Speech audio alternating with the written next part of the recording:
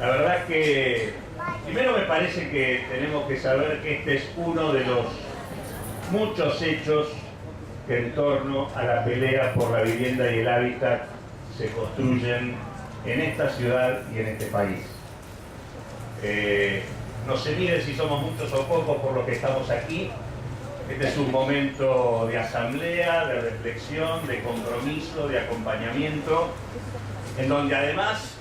apostamos a que todos aquellos que somos legisladores o candidatos a legisladores o a comuneros en esta experiencia próxima que va a ser votar aquí en la Ciudad de Buenos Aires, tengamos un compromiso el más profundo posible para transformarnos en instrumentos y en canal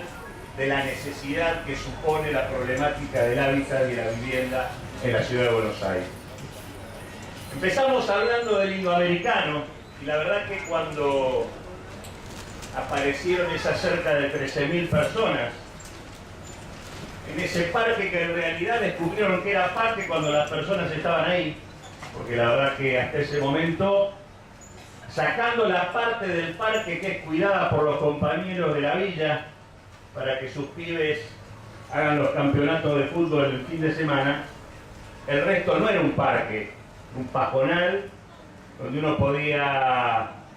encontrar cadáveres, donde se sucedían violaciones, donde había asaltos y demás.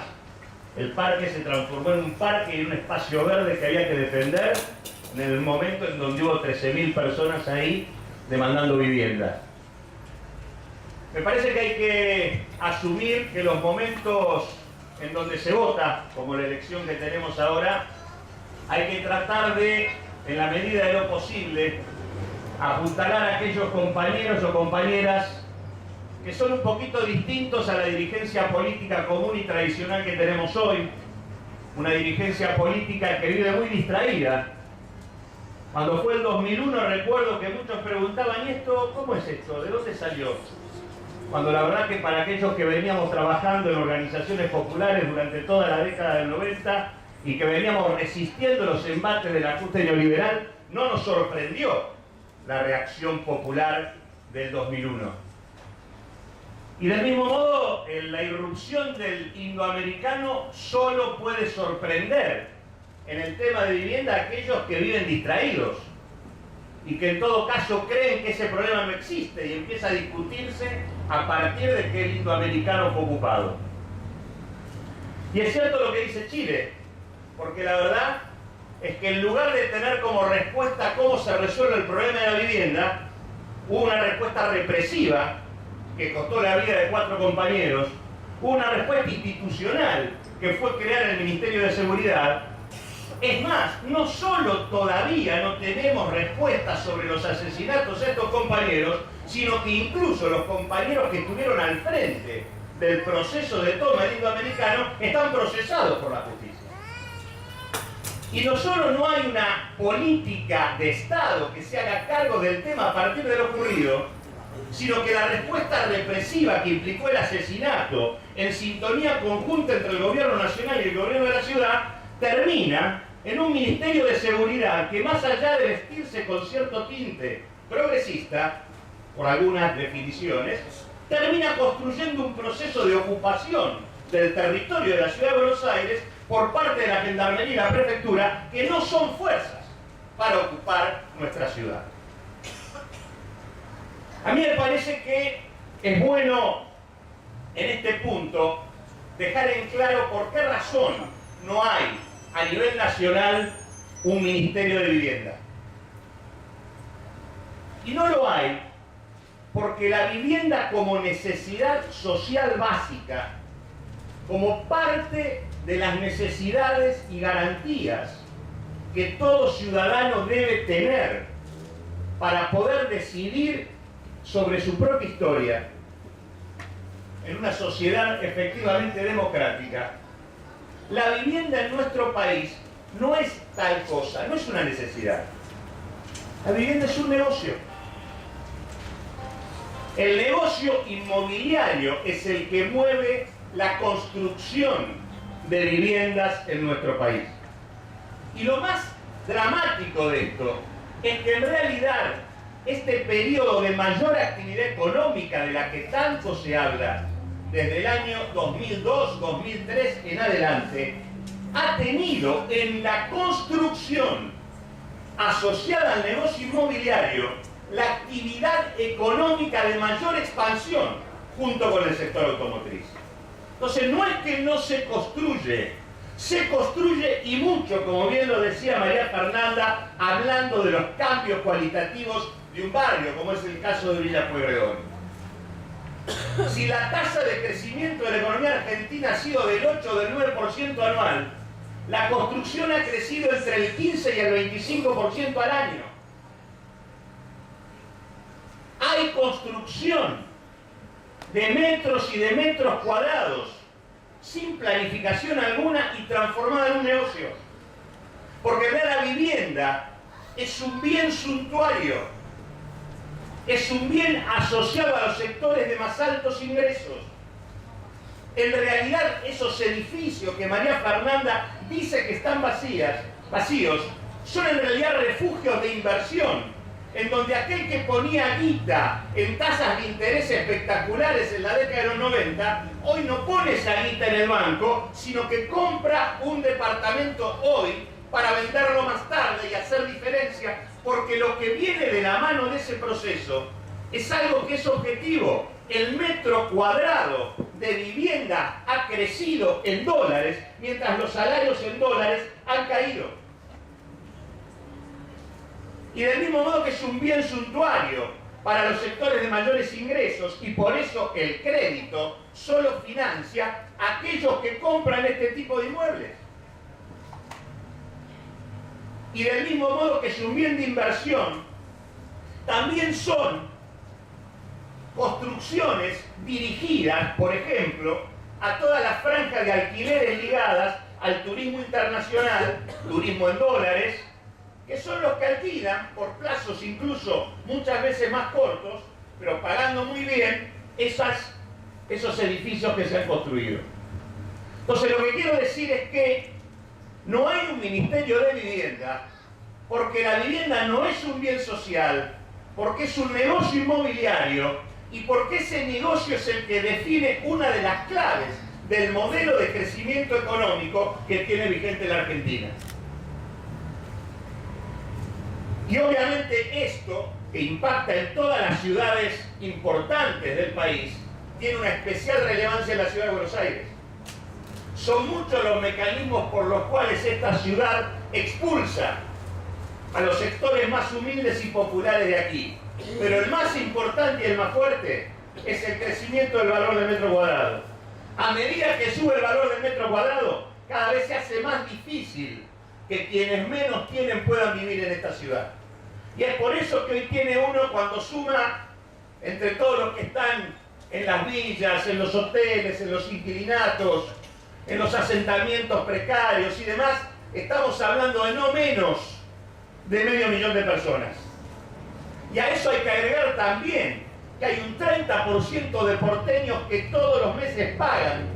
un alquiler. En realidad, si incorporamos el problema de la vivienda de aquel que alquila, estamos cerca de casi la mitad de los porteños que no tienen vivienda propia. Alquiler que también sube en relación con el valor del metro cuadrado, y todos saben que cuando se les acaba el alquiler se les transforma en un problema volver a alquilar. Si estamos hablando de un problema que afecta a casi la mitad de quienes viven en esta ciudad, es indudable que se trata de un problema que hay que resolver. Y lamentablemente, para el Estado de la Ciudad de Buenos Aires, porque lo que dije hasta acá tiene que ver con la falta de política a nivel nacional, que no regula ni transforma la vivienda en un objeto social, sino que permite que sea un negocio. En el Estado de la Ciudad de Buenos Aires, claramente hay una decisión, que es que la vivienda no sea una función asociada a lo que el Estado de la Ciudad de Buenos Aires tiene que hacer. Por eso en el último presupuesto del año 2010 solo se invirtió el 1,5% en vivienda. Y no porque no hubiera plata. De hecho, se terminó el año 2010, el año del himno americano, con cerca de 500 millones de pesos que estaban presupuestados en el presupuesto de vivienda y que se guardaron en la caja del Estado de la ciudad, pero que no se utilizaron para resolver los problemas de vivienda. Y si uno toma el tema de las villas y de los barrios más postergados y mira lo que pasó en el presupuesto, en realidad no invirtieron prácticamente nada. En el curso de todo el año invirtieron apenas 200.000 pesos para toda la ciudad de Buenos Aires. Entonces, hay un gobierno nacional que en el marco del modelo de crecimiento económico que promueve,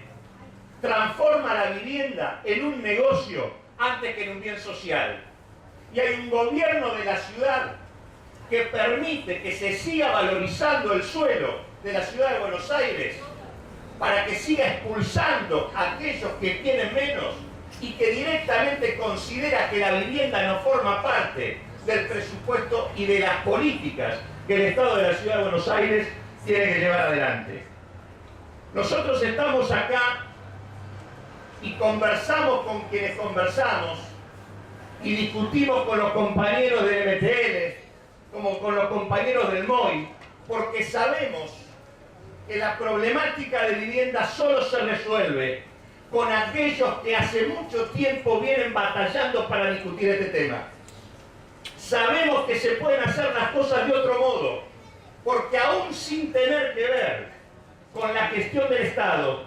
nuestras compañeras y nuestros compañeros, obviamente por debajo de lo que se necesitaría, pero han dado muestras de estar en capacidad de utilizar recursos de manera autogestiva, organizándose ellos mismos para poder resolver el problema de la vivienda de manera mucho mejor que lo que dicen querer resolverla algunos que hablan desde los escritorios vacíos. Por lo tanto, desde este lugar, comprometido con las organizaciones que llevan adelante esta pelea desde hace tanto tiempo, es que para nosotros es absolutamente indispensable que compañeros como Ana, como Marcelo, que son nuestros candidatos a comuneros, que compañeras como Claudia, que es candidata a legisladora, en esta nueva contienda electoral terminen en la legislatura de la ciudad y en la Comuna 4 para hacer posible en serio la pelea institucional por la vivienda. Y la otra cuestión, la ciudad de Buenos Aires, a diferencia de otras grandes ciudades del mundo, en las cuales en general no hay tierra, en la ciudad de Buenos Aires hay tierra disponible. Por lo tanto, no solo que hay viviendas ociosas en una magnitud equivalente al déficit de vivienda que existe, sino que además hay tierra disponible para poder desarrollar construcción. Este es el otro tema. Y como si esto fuese poco, el Estado de la ciudad de Buenos Aires tiene aproximadamente 1.600 inmuebles, edificios disponibles que podría transformar en vivienda y ciertamente no se están utilizando. O sea que hay tierra, inmuebles y vivienda ociosa. Y como si esto fuese poco, además la ciudad de Buenos Aires tiene un banco que es el Banco de la Ciudad, al cual le sale la guita por las orejas, y la mitad de su guita va para especulación financiera en lugar para financiar créditos, incluso aquellos que hoy todos los días pagan un alquiler y no tienen crédito para poder comprar una vivienda propia. Digo esto porque, más allá de todas las cuestiones que venimos planteando, estos son elementos concretos que indican la posibilidad real de resolver el problema de la vivienda en la ciudad de Buenos Aires.